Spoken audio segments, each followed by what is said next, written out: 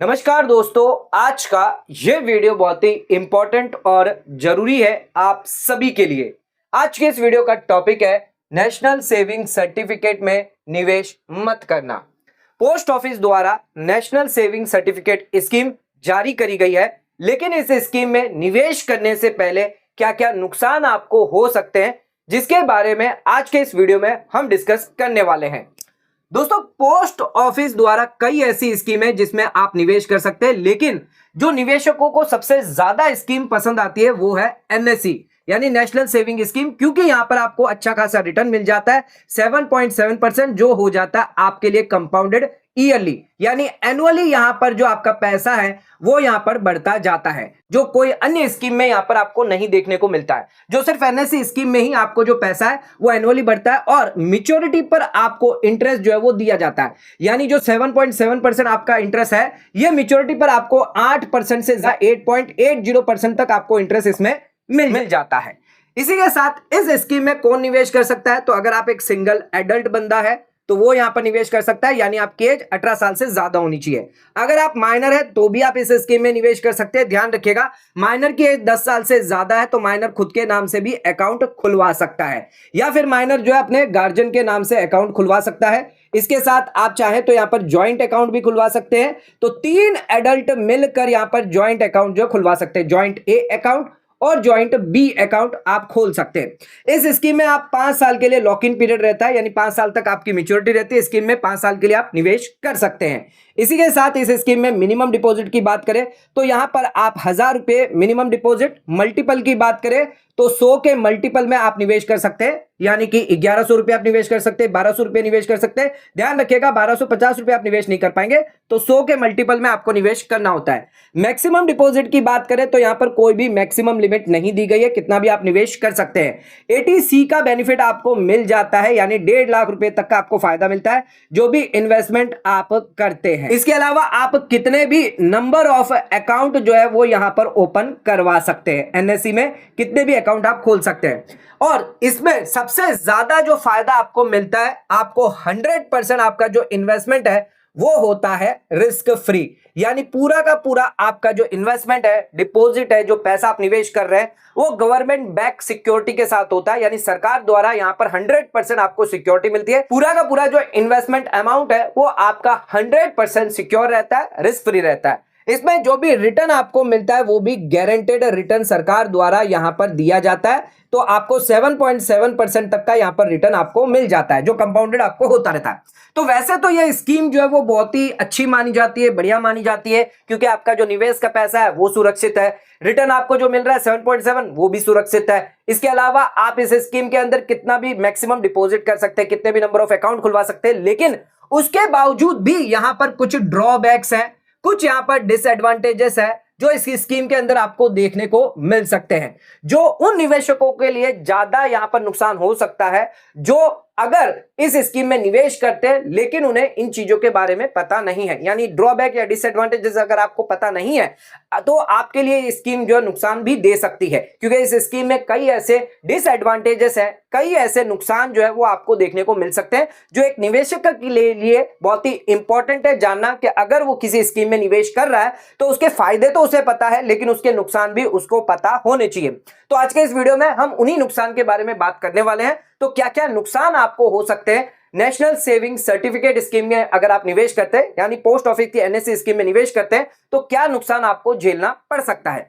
आइए स्टार्ट करते हैं अपना आज के वीडियो को। चैनल पे नए तो सब्सक्राइब कर लीजिए और बेल आइकन पर नोटिफिकेशन पे क्लिक कर लीजिए, ताकि आपको आने वाले सभी नोटिफिकेशन रिगार्डिंग हमारे वीडियोस रेगुलरली मिलते रहे। स्टार्ट करते हैं अपना आज के वीडियो को बिना किसी देरी के।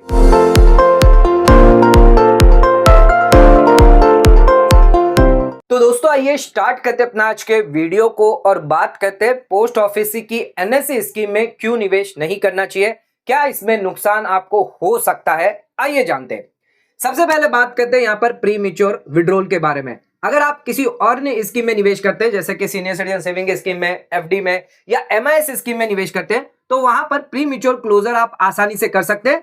कुछ मात्र थोड़ी सी पेनल्टी आपको लगती है 1-2% की, लेकिन आप प्री मैच्योर विड्रॉल कर सकते हैं। लेकिन अगर आप एनएससी स्कीम में पैसा डालते हैं तो आपके लिए यहां पर लॉक इन पीरियड हो जाता है आपका 5 साल का। यानी 5 साल से पहले आप इसमें पैसा विड्रॉ नहीं कर सकते। आप इसमें पार्शियल विड्रॉल जो है वो अलाउ नहीं किया जाएगा, ध्यान रखिएगा। इसमें पैसा जो है वो आप नहीं निकाल सकते। कुछ एक्सेप्शन है, सिर्फ इन एक्सेप्शन के बाद ही आप अपना पैसा जो है वो निकाल सकते हैं। अब इसमें क्या एक्सेप्शन दिया गया है, तो 3 एक्सेप्शन यहां पर दिए गए हैं, तभी आप पैसा जो है प्रीमेच्योर विड्रॉल कर सकते हैं। अदरवाइज आप 5 साल से पहले यानी मैच्योरिटी से पहले पैसा नहीं निकाल सकते। इसमें सबसे पहली कंडीशन है कि अगर अकाउंट होल्डर की डेथ हो जाती है तब आप पैसा निकाल सकते हैं। अगर आपका सिंगल अकाउंट है, और इन केस अगर आपका ज्वाइंट अकाउंट है, तो अगर किसी एक की भी मौत हो जाती है, एनी और ऑल, चाहे एक की मौत हो जाए या सभी ज्वाइंट होल्डर की मौत हो जाए, तो उस केस में आपका पैसा जो है वो आपको दे दिया जाएगा, यानी प्रीमेच्योर विड्रॉल आपको अलाउ किया जाएगा।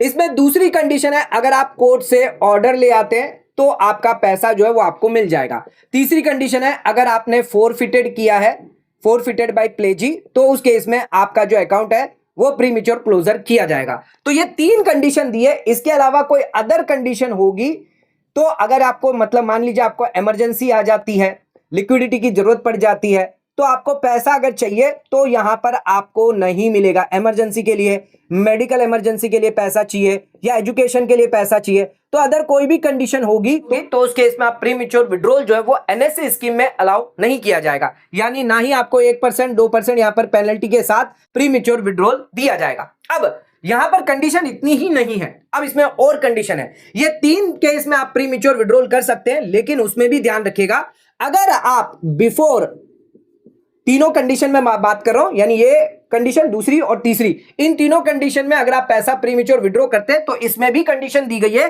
कि अगर आप 1 साल से पहले विड्रॉ करते हैं तो कोई भी ब्याज आपको नहीं दिया जाएगा दोस्तों। यानी कि अगर आपने 30 लाख रुपए जमा करे, 7.7% का आपको ब्याज मिलता है, तो उस केस में 2,36,000 रुपए का आपका जो ब्याज है, ये ब्याज आपको नहीं दिया जाएगा। अगर किसी की डेथ हो जाती है, अकाउंट होल्डर की डेथ हो जाती है और आपकी जो स्पाउस है उसको जो पैसा मिलता है, तो सिर्फ यहां पर प्रिंसिपल अमाउंट जो है वो यहां पर आपको दिया जाएगा। ये ध्यान रखिएगा, पहले साल में सिर्फ प्रिंसिपल अमाउंट दिया जाएगा, कोई भी ब्याज आपको नहीं दिया जाएगा।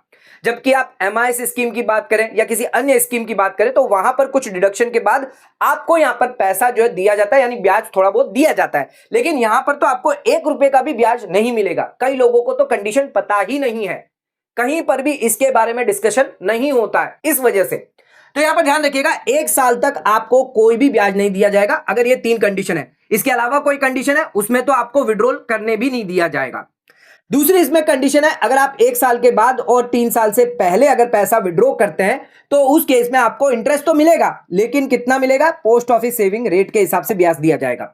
मान लीजिए अगर मैंने 2 साल के लिए इस स्कीम को चलाया है, 30 लाख रुपए इसमें जमा करें, तो 2 साल के लिए आपको यहां पर 3.7% का नुकसान होने वाला है, यानी 2 लाख, अराउंड 2,22,000 रुपए तक का आपको यहां पर नुकसान सीधे सीधे तौर पर हो जाता है, क्योंकि यहां पर सिर्फ आपको पोस्ट ऑफिस सेविंग रेट के हिसाब से ब्याज मिलेगा, ना कि 7.7% के हिसाब से।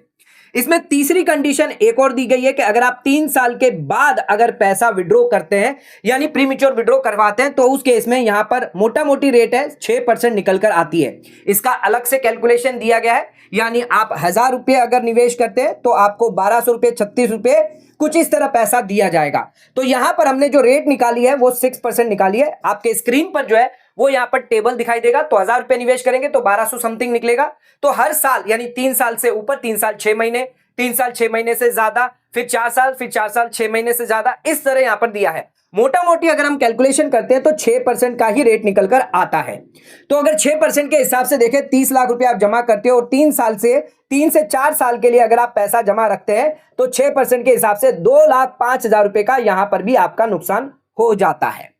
तो ध्यान रखिएगा, प्रीमेच्योर कंडीशन यहां पर बहुत ही स्ट्रिक्ट दी गई है नेशनल सेविंग सर्टिफिकेट स्कीम में। कहीं पर भी आपको अगर प्रीमेच्योर विड्रॉल होता है, चाहे 1 साल से पहले, 1 से 3 साल के बीच में या 3 साल के बाद भी, तो आपको पूरा इंटरेस्ट नहीं मिलेगा। या तो आपको 1 साल के अंदर कोई भी इंटरेस्ट नहीं दिया जाएगा, 1 से 3 साल की बात करें तो सिर्फ 4% का ब्याज मिलेगा, और अगर आपका 3 साल के बाद है तो आपको मैक्सिमम 6% का ब्याज दिया जाएगा। वहां पर भी 1.7% का आपका लॉस होगा ही होगा। तो ध्यान रखिएगा, प्रीमेच्योर कंडीशन बहुत स्ट्रिक्ट है। इसके अलावा कोई अन्य अगर कंडीशन है तो वहां पर तो पैसा ही आप नहीं निकाल पाएंगे। अगर किसी को जरूरत है, इमरजेंसी आ गई है, तो आप भूल जाइए अपने पैसे को, जो भी पैसा आप निवेश कर दिया है वो अब आपका हो गया है लॉक। आ जाते अपने तीसरे पॉइंट में। तो नेशनल सेविंग सर्टिफिकेट स्कीम में कई बार आपको टैक्स बेनिफिट जो है वो नहीं मिलता है। हालांकि बेनिफिट फायदा आपको मिलता है, लेकिन हम आपको बताते हैं ज्यादातर केसेस में आपको एनएससी में बेनिफिट नहीं मिलेगा टैक्स सेविंग का। ऐसा क्यों कह रहे हैं, ध्यान रखिएगा, इन्वेस्टमेंट जो भी आप करते हैं प्लस जितना भी इंटरेस्ट जो होता है वो आपका री इन्वेस्टमेंट किया जाता है एनएससी स्कीम में। 4 साल तक आपका जो पैसा वो री इन्वेस्टमेंट होता है, क्योंकि 5वें साल में तो आपकी मैच्योरिटी आ जाती है। तो जितना भी इन्वेस्टमेंट किया, जितना भी इंटरेस्ट आपको री इन्वेस्टमेंट किया जा रहा है, 1.5 लाख रुपए तक का आपको फायदा मिलता है सेक्शन 80C में। अगर आप ओल्ड टैक्स रिजिम जो है वो ऑप्ट करते हैं तो 1.5 लाख का आपको हर साल पर फाइनेंशियल ईयर में फायदा मिलता है, यानी हर साल आपको बेनिफिट मिलेगा। तो सबसे पहले ये जान ले कि अगर आप न्यू टैक्स रिजिम ऑप्ट कर रहे हैं तो उस केस में यहां पर आपको 80C का फायदा नहीं मिलेगा, यानी 1.5 लाख का बेनिफिट नहीं मिलेगा। तो पहले तो आपका यहीं पर नुकसान हो जाता है कि कोई भी बेनिफिट फायदा आपको टैक्स सेविंग का नहीं होगा अगर आप न्यू टैक्स रिजिम ऑप्ट करते हैं।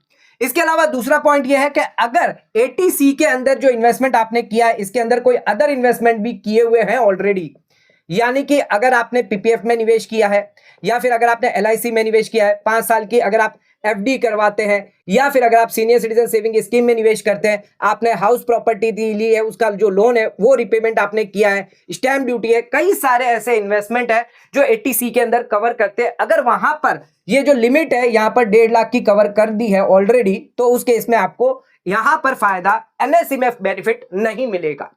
तो ध्यान रखिएगा, भले आप ओल्ड टैक्स रिजिम क्यों ना ऑप्ट करते हो, अगर बाकी अदर इन्वेस्टमेंट में आपने निवेश करके रखा है तो यहां पर निवेश करने का कोई भी फायदा आपको नहीं मिलेगा।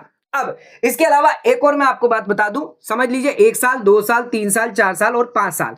तो यहां पर 5 साल के लिए तो आपका जो इंटरेस्ट है वो हो जाता है माफ, क्योंकि यहां पर आपको हर साल 1.5 लाख रुपए का फायदा मिलेगा, लेकिन 5वें साल में आपका जो इंटरेस्ट है वो होगा टैक्सेबल।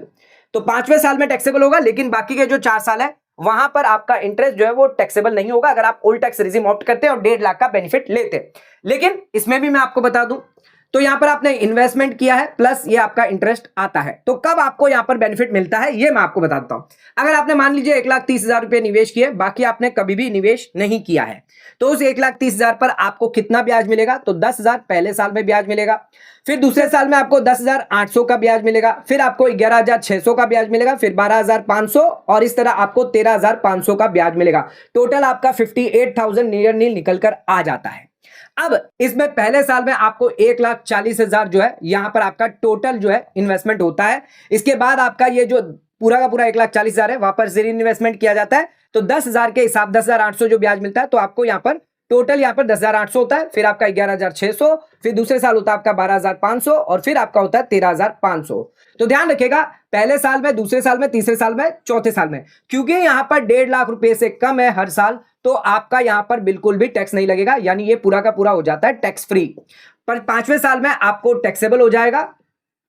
ठीक है, तो ये इस तरह से जो है आपका कैलकुलेशन किया जाता है। अगर आप कहीं पर भी निवेश नहीं करते, और पहले साल में भी ध्यान रखिएगा, अगर आप 1.5 लाख तक ज्यादा निवेश नहीं करते यानी 1.5 लाख से कम करते, तभी आपको यहाँ पर ब्याज का जो भी आपको ब्याज मिल रहा है, तो 1.5 लाख की लिमिट हर साल आपको रखनी है, 1.5 लाख से अंदर आपको रखना है, चाहे वो इन्वेस्टमेंट हो चाहे वो ब्याज हो, दोनों मिलाकर 1.5 लाख से ज्यादा नहीं होना चाहिए। मान लीजिए यहां पर आपने 1 लाख निवेश कर दिया, कोई दिक्कत नहीं है, यहां पर 1,10,000 होता है, यहां पर भी आपने 1 लाख निवेश कर दिया, कोई दिक्कत नहीं है, यहां पर 1,11,000 होता है। तो यह मैं आपको बता रहा हूं कि 1,00,000 1.5 लाख रुपए से ज्यादा आपका निवेश नहीं होना चाहिए, चाहे वो आपका इन्वेस्टमेंट अमाउंट हो या फिर आपका इंटरेस्ट निकलता हो, 1.5 लाख तक आपको फायदा मिलेगा। लेकिन कब यह फायदा आपको नहीं मिलेगा यह भी मैं आपको बताता हूं। अगर आपने इन्वेस्टमेंट किया है हर साल 1, 2, 3, 4, 5, हर साल अगर आप 1.5 लाख रुपए से ज्यादा निवेश करते हैं, तो उस केस में जितना भी आपको इंटरेस्ट मिलेगा यहां पर चारों साल में, ये इंटरेस्ट जो है वो आपके लिए हो जाता है टैक्सेबल। यहां पर फिर आपको 4 साल का पीरियड का फायदा नहीं मिलेगा, 80C का फायदा नहीं मिलेगा, हर 4 साल में आपका इंटरेस्ट होगा टैक्सेबल, क्योंकि आपने ऑलरेडी इन्वेस्टमेंट 1.5 लाख रुपए से ज्यादा कर दिया है, तो ये टैक्सेबल होगा। इनकम फ्रॉम अदर सोर्सेस में आप दिखाएंगे और स्लैब बेसिस पर आपको यहां पर टैक्स लग जाएगा। तो ध्यान रखिएगा, यहां पर आपको कोई फायदा नहीं मिलेगा अगर आपने ऑलरेडी जो इन्वेस्टमेंट है, ये जो इन्वेस्टमेंट आपने 1.5 लाख रुपए का कर दिया है, अगर ये 1.5 लाख रुपए का आप कर रहे हैं, तो उस केस में यहां पर ब्याज का कोई भी बेनिफिट फायदा आपको तब नहीं मिलेगा। ध्यान रखिएगा कि अगर आप 1.5 लाख रुपया पूरा अगर यहां पर डाल देते हैं, तो उस केस में आपको ब्याज का फायदा नहीं मिलेगा। तो ये 3 सिचुएशन जो है जिसके अंदर आपको कभी भी टैक्स बेनिफिट नहीं मिलता है। अगर यहाँ पर आप 1,30,000 सिर्फ निवेश करते हैं, यानी 1.5 लाख से कम अगर निवेश करते हैं और ब्याज भी आपका 1.5 लाख के अंदर हो जाता है, यानी दोनों मिलाकर आपका 1.5 लाख से ज्यादा नहीं होना चाहिए, चाहे वो इन्वेस्टमेंट हो या फिर आपका इंटरेस्ट हो, जो भी आपका री इन्वेस्टमेंट किया गया है, इंटरेस्ट को अगर री इन्वेस्ट किया है, दोनों मिलाकर 1.5 लाख से ज्यादा नहीं होना चाहिए। 1.5 लाख से ज्यादा हुआ तो वो आपके लिए टैक्सेबल हो जाएगा। तो ध्यान रखिएगा, ये 3 केस है जिसके अंदर आपको फायदा बेनिफिट, टैक्स बेनिफिट नहीं मिलता। तीसरे पॉइंट पे, तो यहां पर अगर आप एनआरआई है, एचयूएफ अगर आपने क्रिएट करी है या ट्रस्ट क्रिएट करी है, तो उस केस में आपको अलाउ नहीं किया जाएगा एनएससी स्कीम में निवेश करने के लिए। ध्यान रखिएगा, एनएससी स्कीम में कौन निवेश कर सकता है, अकाउंट जो है वो ओपन कौन करवा सकता है, जिसके लिए कंडीशन दी गई है, अगर आप सिंगल एडल्ट है, ध्यान रखिएगा जो भी सिंगल एडल्ट है यानी 18 साल की आपकी उम्र होनी चाहिए, आप रेसिडेंट होने चाहिए, रेसिडेंट प्लस इंडियन सिटीजन अगर आप है तो ही आप अकाउंट जो ओपन करवा सकते हैं। अगर आप एनआरआई हुए तो उस केस में आप अकाउंट ओपन नहीं करवा सकते, आप एचयूएफ है तो भी नहीं करवा सकते। हालांकि एचयूएफ का जो करता है वो खुद के नाम से अकाउंट ओपन कर सकता है। अगर आपने ट्रस्ट क्रिएट करी है और खोलना चाहते हैं अकाउंट तो आप नहीं खोल सकते। सिंगल एडल्ट के अलावा अगर आप माइनर है तो उस केस में आप गार्जियन के बिहाफ पर जो है अकाउंट खुलवा सकते हैं, या फिर अगर माइनर की एज 10 साल से ज्यादा है तो माइनर खुद के नाम से भी जो है वो अकाउंट खुलवा सकता है। इसके अलावा आप चाहें तो जॉइंट अकाउंट भी खुलवा सकते हैं, तो 3 एडल्ट मिलकर जॉइंट अकाउंट खुलवा सकते हैं और आप कितने भी नंबर ऑफ अकाउंट जो है वो ओपन करवा सकते हैं। लेकिन अगर आप एनआरआई है, एचयूएफ है, ट्रस्ट है तो उस केस में आपको अलाउ नहीं किया जाएगा, यानी आप लोगों के लिए ये स्कीम फायदेमंद नहीं है क्योंकि आपको अलाउ ही नहीं किया जा रहा।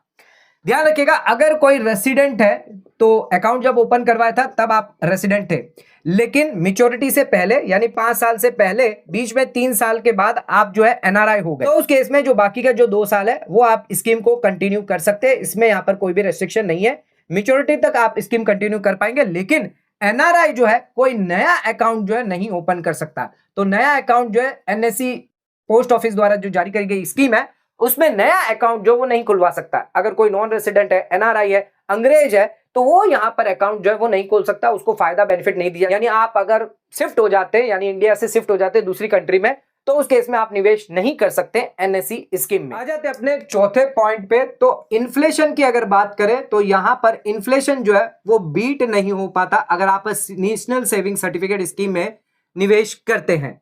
ध्यान रखिएगा, यहां पर एनएससी की जो रेट है वो आपकी है 7.7%। अगर इन्फ्लेशन माने इसमें इन्फ्लेशन अगर हम कम कर देते हैं तो उस केस में अगर 4% इन्फ्लेशन हुआ तो 3.7% यानी ये आपकी रियल रेट ऑफ रिटर्न निकल कर आती है। यानी इतना ही 3.7% आपके पास परचेजिंग पावर रहता है। मान के चलिए अगर आपके पास 100 रुपया आज है और अगर 1 साल के बाद आपको 100 रुपया जो है वो हो जाता है 104 रुपये, क्योंकि इन्फ्लेशन यहां पर लग रहा है। जबकि आपने निवेश किया एनएससी में तो ये आपको मिलेगा 107 रुपये, 107.70 मिलेगा, यानी 3.70 एक्स्ट्रा आप निवेश यानी एक्स्ट्रा आप जो है वो खर्च कर सकते हैं। तो ये पैसा जो है वो आपके लिए परचेजिंग पावर होता है कि परचेजिंग पावर आपका कितना है, तो 3.7 पैसा ही आप खर्च पाएंगे। अगर आप वही mutual fund tax saver scheme में निवेश करते हैं तो वहां पर आपको 12 से 15% मिल जाता है, जहां पर अगर आप इन्फ्लेशन हटा भी दे तो यहां पर आपको 8 से 11% का एक्स्ट्रा रिटर्न मिल जाता है। तो यानी आप एक्स्ट्रा अगर रियल रिटर्न की बात करें तो आपको 8 से 11% रियल रिटर्न जो है वो देखने को मिल जाता है। जबकि अगर आप एनएससी की बात करें तो 3 से 4% का ही आपको एक्स्ट्रा रिटर्न जो है वो देखने को मिलता है। तो यहां पर इन्फ्लेशन जो है उसको आप बीट नहीं कर पाते, क्योंकि यहां पर जो रिटर्न है वो आपको कम मिलता है, 7.7 मिलता है। जो भी पैसा आप निवेश करते हैं वो भी आपका गारंटेड होता है। म्यूचुअल फंड में आपका जो पैसा है वो रिस्क होता है, यहाँ पर आपको रिस्क हो सकता है जितना भी पैसा आपने लमसम जमा किया है, लेकिन एनएससी स्कीम में ऐसा नहीं है। लेकिन यहाँ पर आप इन्फ्लेशन की अगर बात करें तो इन्फ्लेशन को बीट करना आसान नहीं होता। अगर इन्फ्लेशन को बीट करना है तो इन्फ्लेशन अगर कम होती है तब तो आपको ज्यादा फायदा मिलेगा। अगर यहाँ पर इन्फ्लेशन जो है वो यहाँ पर अगर कम है, समझ लीजिए 2% है, तब को आपको आसानी से 5.7% का फायदा मिल गया। लेकिन अगर आपकी इन्फ्लेशन ज्यादा है, मान लीजिए इन्फ्लेशन अगर बढ़ जाती है फ्यूचर में 8% हो जाती है, तो उस केस में आपको 0.30% का नुकसान भी हो सकता है। तो ये चीज आपको ध्यान रखनी है कि इन्फ्लेशन के मुताबिक यहां पर आपको अच्छा रिटर्न नहीं। आज के इस वीडियो में हमने एनएससी से जुड़े 4 ऐसे पॉइंट आपको बताए जिसमें अगर आप निवेश करते हैं तो शायद आपको कहीं ना कहीं नुकसान हो सकता है। वैसे एनएससी की जो स्कीम है जिसमें आपको गारंटेड रिटर्न और आपकी जो सिक्योरिटी है वो आपको बरकरार रहती है, सरकार द्वारा गारंटेड आपको रिटर्न दिया जाता है और आपका जो फंड है वो भी यहाँ पर सेव होता है। लेकिन उसके बावजूद भी कई खामियां होती है, हर एक स्कीम में होती है। लेकिन अगर एनएससी की बात करें तो 4 खामियां जो थी वो हमने आपको बताई। इसके अलावा भी अगर आपको लगता है एनएससी के अंदर कोई और जो है डिसएडवांटेजेस या उसमें कोई नुकसान है तो आप नीचे कमेंट करके हमें बता सकते हैं। दोस्तों, अगर आज का वीडियो अगर आपको अच्छा लगा है तो इस वीडियो को लाइक से सब्सक्राइब करना ना भूलें, वीडियो को ज्यादा ज्यादा शेयर करें ताकि और लोगों तक इसकी नॉलेज पहुंच सके। आज का वीडियो खत्म करते हैं, धन्यवाद।